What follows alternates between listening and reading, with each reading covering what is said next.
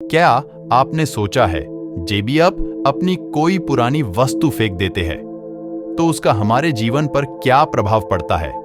अक्सर हम अपनी पुरानी वस्तु को खराब होते ही फेंक देते हैं। इस वीडियो में हम देखेंगे कि हमें अपनी पुरानी वस्तुओं का क्या करना चाहिए। भगवान बुद्ध के एक अनुयायी ने कहा, प्रभु, मुझे आपसे एक निवेदन करना है। बुद्ध बोले, बताओ क्या कहना है? अनुयायी, मेरे वस्त्र पुराने हो चुके हैं, अब ये पहनने लायक नहीं रहे, कृपया मुझे नए वस्त्र देने का कष्ट करें। बुद्ध ने अनुयायी के वस्त्र देखे, वे सचमुच पुराने हो चुके थे और जगह जगह से फट चुके थे। इसलिए उन्होंने एक अन्य अनुयायी को नए वस्त्र देने का आदेश दे दिए। कुछ दिनों बाद बुद्ध अनुयायी के घर पहुंचे। बुद्ध ने कहा, क्या तुम अपने नए वस्त्रों में आराम से हो? तुम्हें और कुछ तो नहीं चाहिए?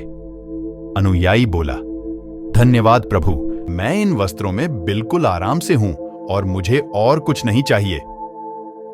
यह सुनकर बुद्ध ने पूछा, अब जबकि तुम्हारे पास नए वस्त्र हैं तो तुमने पुराने वस्त्रों का क्या किया?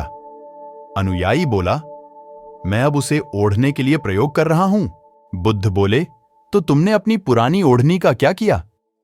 अनुयायी ने उत्तर दिया, जी, मैंने उसे खिड़की पर पर्दे की जगह लगा दिया है। बुद्ध ने फिर कहा, तो क्या तुमने पुराने पर्दे फेंक दिए? अनुयायी ने विनम्र भाव से जवाब दिया, जी नहीं, मैंने उसके 4 टुकड़े किए और उनका प्रयोग रसोई में गर्म पतीलों को आग से उतारने के लिए कर रहा हूं। बुद्ध ने पुनः प्रश्न किया, तो फिर रसोई के पुराने कपड़ों का क्या किया? अनुयायी बोला, अब मैं उन्हें पोंछा लगाने के लिए प्रयोग करूंगा। बुद्ध ने कहा, तो तुम्हारे पुराने पोंछे का क्या हुआ?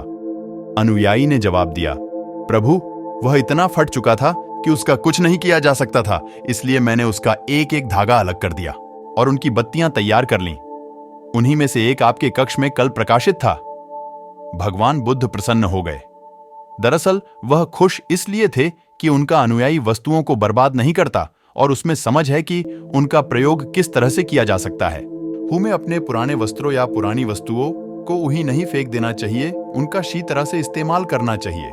कमेंट करके बताएं कि आप अपनी पुरानी चीजों का क्या करते हो।